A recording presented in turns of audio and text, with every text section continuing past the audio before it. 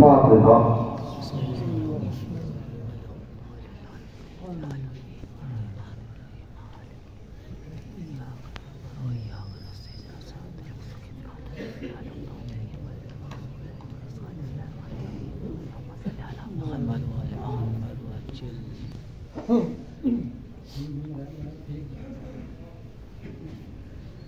نعرہ سلام۔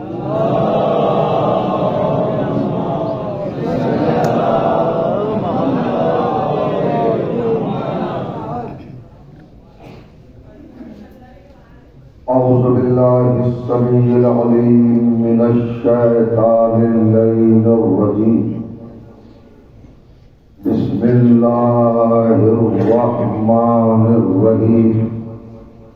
الحمد للہ الذی ہدانا لہذا وما كنا لنهتدی لولا ان هدانا اللہ۔ لقد جاءت رسل ربنا بالحق۔ الصلاة والسلام على رسول الثقلين محبوب رب المشرقين والمغربين جد الحسن والحسين سيدنا ومولانا أبي القاسم محمد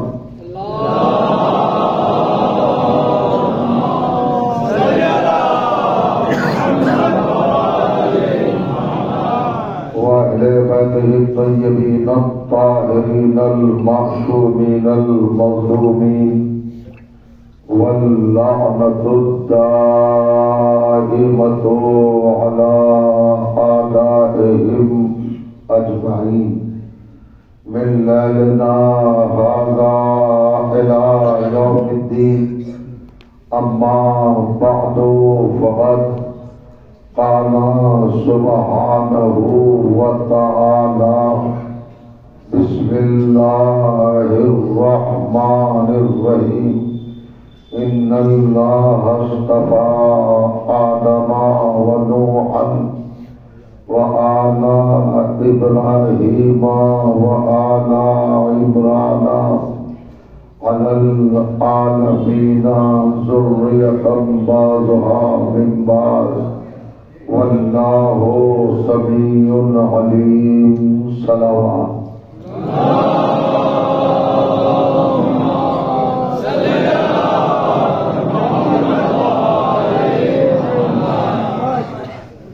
بزرگان عزیز اور برادران ایمان، عزاداران و ماتمداران سرکار والدین ناب الحوائج علیہ الصلاۃ والسلام، الحمدللہ آپ کی بابرکت اور باعظمت صباتوں کی بارگاہ میں آج کی اس اہم اور عظیم گفتگو کے حوالے سے عنوان کلام کے طور پر قرآن مجید کی جن گرامی ترین آیات کی تلاوت کرنے کی سعادت حاصل کی۔ یہ محترم اور مطہر آیات کلام الہی کے تیسرے سورہ یعنی سورہ مبارکہ آل عمران کی دو مسلسل باہم پیہم بلا فصل 33ویں اور 34ویں آیات ہیں۔ ان آیات میں پروردگار عالم نے اپنی بارگاہ کے کچھ منفرد اور ممتاز کرداروں کا تذکرہ فرمایا ہے اور کچھ منتخب اور لاجواب خاندانوں کا ذکر کیا ہے۔ ارشاد ہوتا ہے ان اللہ اصطفیٰ آدم و نوحا وآل ابراہیم وآل عمران علی العالمین۔ بے شک بلا شبہ لا ریب عربی گرامر میں لفظ انا شک دور کرنے کے لیے، الجھن مٹانے کے لیے، مودریشن کو دفع کرنے کے لیے، ٹینشن کو ختم کرنے کے لیے تشویش کو دور کرنے کے لیے، توہم کو الگ کرنے کے لیے، ڈاؤٹ کو فنا کرنے کے لیے اور یقین عطا کرنے کے لیے، اطمینان بخشنے کے لیے استعمال کیا جاتا ہے۔ جہاں پر یہ لفظ استعمال ہو جائے تو آپ سمجھ لیجئے اور اس بات کو آپ اپنے ذہنوں میں بالکل معین کر لیجئے کہ یہ بات 100% ہے، نہ کوئی شک ہے، نہ کوئی توہم ہے، نہ کوئی تردد ہے، نہ کوئی تشویش ہے، نہ کوئی الجھن ہے۔ یہ بات یقینی ہے، شیور ہے، حتمی ہے، اپنی جگہ پر مستحکم ہے، مضبوط ہے، مسلسل ہے، دائم ہے، قائم ہے، جس میں کوئی کمی، کوئی خامی، کوئی نقص یا کوئی زوال نہیں۔ یقین کر لیجئے، اطمینان کر لیجئے اور اس بات پر یقین رکھیے، ایمان رکھیے کہ اللہ تعالیٰ نے حضرت آدم علیہ السلام کو مصطفیٰ بنا دیا۔ یاد ہے ان کا اصطفیٰ کیا، ان کا سلیکشن کیا، ان کا تعین کیا، ان کا تقرر کیا۔ بات جناب آدم سے شروع ہوئی ہے۔ آغاز اللہ نے اپنے کلام کا اس ہستی سے کیا ہے کہ جس کو ابو البشر بنایا، جس کو ساری انسانیت کا باپ بنایا، ساری آدمیت کا باپ بنایا اور ساری انسانیت کا باپ بنایا۔ مسجود ملائکہ بنایا، خلیفۃ اللہ بنایا، مطہر بنایا، مقدس بنایا، معظم بنایا اور اپنی بارگاہ کا نبی قرار دیا۔ اس ہستی سے، اس وجود سے، اس شخصیت سے اور اس ذاتی گرامی سے اور اس پرسنالٹی سے اللہ نے اپنے تکلم کو شروع کیا ہے۔ اصطفیٰ مصدر ہے، یہ صفا سے بنا ہے۔ اس کا مطلب ہوتا ہے کہ کسی ذات کو بے عیب بنا دینا، بے نقص بنا دینا، جہاں پر کوئی کمی نہ ہو، کوئی خامی نہ ہو، کوئی دھبا نہ ہو، کوئی داغ نہ ہو، کوئی نقص نہ ہو، کوئی عیب نہ ہو، کوئی سوال نہ ہو، کوئی ڈیفیکٹ نہ ہو، کوئی فالٹ نہ ہو۔ مکمل کردار کو قرآن کی زبان میں مصطفیٰ کہتے ہیں۔ مصطفیٰ کا مطلب، مصطفیٰ کی میننگ اور مصطفیٰ کی ڈیفینیشن، ترجمہ، مفہوم، مصداق کیا ہے؟ جہاں پر کوئی عیب نہ، کوئی نقص نہ اور کوئی خامی اور کوئی خرابی نہ۔ پروردگار عالم پہلے انسان کو مصطفیٰ کیوں بنایا؟ کہاں میں اس کو رہبر بنانا تھا، ہادی بنانا تھا، رہنما بنانا تھا، پیشوا بنانا تھا، ذریعہ نجات بنانا تھا، وسیلہ بخشش بنانا تھا۔ ہم نے گروہ انسانیت کو اسی ذات سے آغاز کرنا تھا۔ قافلہ آدمیت کا اجرا اسی ہستی سے کرنا تھا۔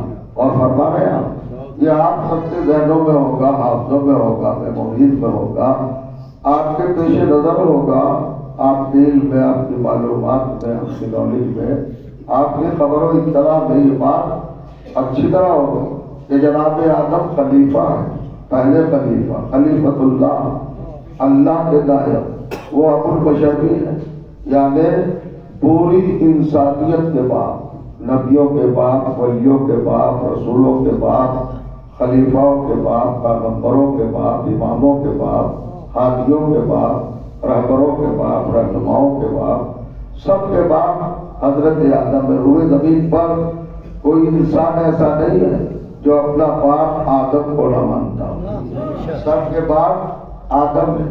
اور کہیے گا خلیفہ بنانا تھا، رہبر بنانا تھا، ہادی بنانا تھا، مگر پہلے اعتماد کیا، اللہ نے نظام قائم کیا، سسٹم معین کیا۔ وہ کیا تھا کہ پہلے بے عیب بنایا، توجہ چاہو، پہلے بیدار بنایا، تاکہ جب مسلمان قرآن پڑھتے ہوئے، تلاوت کرتے ہوئے، قرأت کرتے ہوئے اس آیت پر آئے تو اسے سنت الہی سمجھ میں آئے، سنت پروردگار کا اس کو احساس ہو، ادراک ہو، قانون الہی اس کی نظروں کے سامنے عیاں ہو کر، ظاہر ہو کر، باہر ہو کر، اوپن ہو کر آ جائے اور اور اسے کوئی کٹکا اور کوئی خطرہ نہ رہے۔ اللہ اپنی مشیت کا مزاج بتا رہا ہے کہ دیکھو ہم نے پہلے آدم کو مصطفیٰ بنایا، خلیفہ بعد میں بنایا۔ پہلے آدم کو مصطفیٰ بنایا، رہبر بعد میں بنایا۔ پہلے ہم نے آدم کو مصطفیٰ بنایا، نبی بعد میں بنایا۔ آپ نے محسوس کیا؟ یعنی پہلے بے عیب بنایا، پہلے بے داغ بنایا، پھر خلیفہ بنایا، پھر رہبر بنایا، تاکہ سمجھ میں آ جائے کہ سنت الہی یہ ہے کہ وہ کسی عیب دار کو رہبر نہیں بناتا، وہ کسی داغدار کو، کسی ناقص شخصیت کو اور کسی انکمپلیٹ پرسنالٹی کو یہ منصب، یہ عہدہ، یہ درجہ، یہ مقام اور یہ جلال و جمال اور یہ حسن و کمال عطا نہیں کرتا، پہلے بے عیب بناتا ہے۔ حضرت آدم کو بنایا، کس طرح بنایا؟ بنانے سے پہلے ہی اعلان کیا۔ کیا اعلان کیا؟ قرآن پڑھتے ہیں، سورہ مبارکہ بقرہ، دوسرا سورہ ہے قرآن مجید کا، اور اس کی 30ویں آیت بڑی مشہور ترین آیت ہے، سب کے پیش نظر ہوگی، بچے بھی اس آیت کو یاد رکھے ہوئے۔ ارشاد ہوا اذ قال ربک للملائکۃ انی جاعل فی الارض خلیفہ۔ پیغمبر سے خطاب ہے، سرکار دو عالم سے اللہ کا تکلم ہے۔ رب العزت کس سے کلام فرما رہا ہے؟ پیغمبر اعظم سے۔ اور کس طریقے سے؟ اذ، پیغمبر وہ وقت یاد کرو، وہ زمانہ یاد کرو، وہ ٹائم یاد کرو، وہ پیریڈ یاد کرو، وہ وقت یاد کرو، وہ ہنگام یاد کرو، وہ ساعت یاد کرو، وہ لمحہ یاد کرو، وہ لہجہ یاد کرو۔ کون سا لہجہ؟ جب تمہارے رب نے اعلان کیا، اناؤنسمنٹ کیا، اظہار کیا فرشتوں کے سامنے، ملائکہ کے سامنے، معصوم ہستیوں کے سامنے، اور جو چاہا کیا اعلان کیا کہ ہم آنے والے دور میں مستقبل میں فیچر ایک خلیفہ بنائیں گے، ایک نمائندہ بنائیں گے، اپنی طرف سے ایک رہبر بنائیں گے، زمین کی رونق، زمین کی زینت اس کو قرار دیں گے۔ تو یہ اعلان کیا۔ آپ ذرا سا محسوس کریں اس مرحلے پر، اعلان تقلید آدم اور ہے، تقلید آدم اور ہے، یعنی اناؤنسمنٹ الگ ہے، کریشن الگ ہے۔ دونوں حقیقتوں کے درمیان ایک فاصلہ ہے، ایک ڈسٹینس ہے، ایک زمانہ ہے۔ وہ زمانہ کتنا ہے؟ تو جب آپ تفسیر کا مطالعہ کریں گے، اسٹڈی کریں گے، تو آپ کو حیرت ہوگی۔ اللہ نے آدم کو بنانے سے 14,000 سال پہلے اعلان کیا، بنائے گا 14,000 سال کے بعد، اور اعلان کیا ہے 14,000 سال پہلے۔ اور کریے گا کیوں کیا اعلان؟ ہمارے درمیان تو نہیں کیا، انسانوں کے درمیان تو نہیں کیا، گناہگاروں کے درمیان تو نہیں کیا، ریاکاروں کے درمیان تو نہیں کیا، عصیانکاروں کے درمیان تو نہیں کیا۔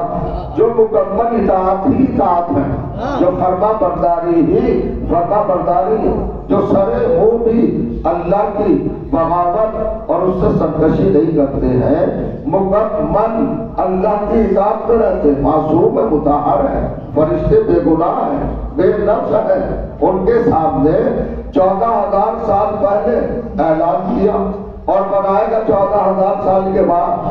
ہم تو بہت وقتوں میں ایسا ہوتا ہے کہ خالی بیٹھے رہتے ہیں، بالکل فرصت سے ہوتے ہیں، فری ہوتے ہیں، سونے کا وقت، کھانے کا وقت، ناشتے کا وقت، سفر کے لیے تیاری کا وقت، بچوں سے ارتباط کا وقت، گھریلو کاموں کی سلوک دوری اس کو انجام دینے کا وقت، الگ الگ وقت ہوتے ہیں۔ لیکن فرشتے تو ہر وقت عبادت میں بزی ہیں، ہر وقت عبادت میں مشغول ہے۔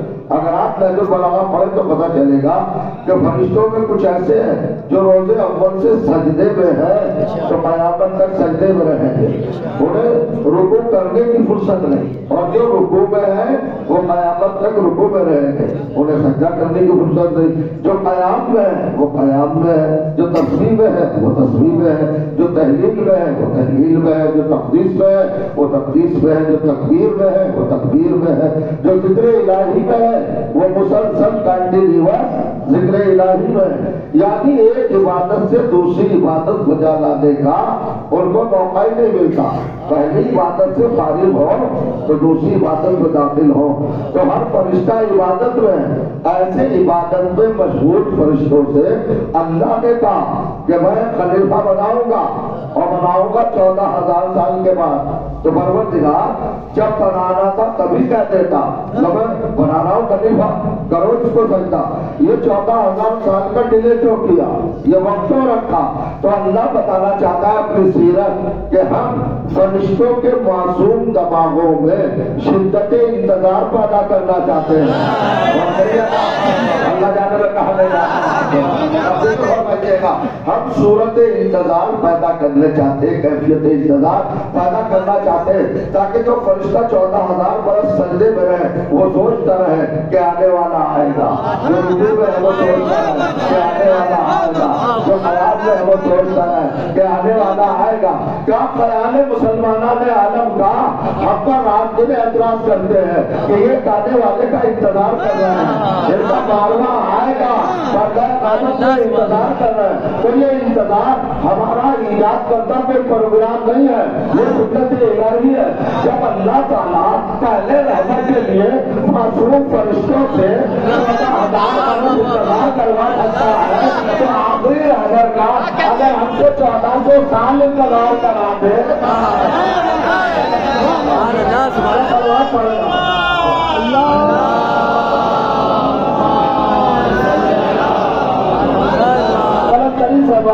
کام کی واقعی بڑی مشہور سلوات ہے.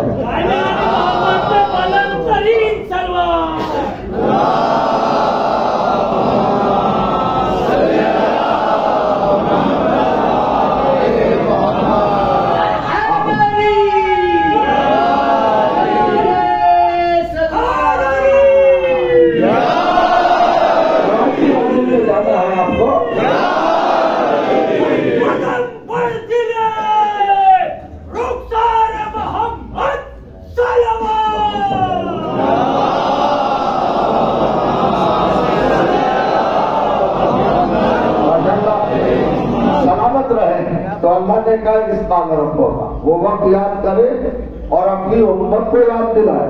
یہ پیغمبر سے کہا. اب یہاں سے ذرا سا علمی سفر ہے اس کو تھوڑا سا محسوس کر لے تو شاید کسی عظیم معرفت کی منزل تک رسائی ہو سکے.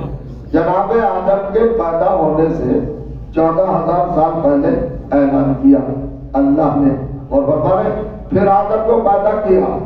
28,000 سال اور گزرے تو کتنے سال ہوئے؟ 28 اور 14 42,000 سال. 42,000 سال پہلے حضور کی آمد سے, حضور کی تشریف آوری سے سید الانبیاء امام المرسلین آئے گے 42,000 سال بعد. اور اللہ جو 42,000 سال پہلے کام کر چکا تھا اس کی سفارش کر رہا ہے اپنے پیغمبر سے کہ وہ وقت یاد کرو, وہ وقت یاد کرو. ارے بھائی آپ نے کوئی 60 برس کا ہے, کوئی 50 برس کا ہے, کوئی 40 برس کا ہے, کوئی 30 برس کا ہے, کوئی 20 برس کا ہے. حد سے زیادہ عمر والا 80 برس کا ہوگا, 85 برس کا ہوگا.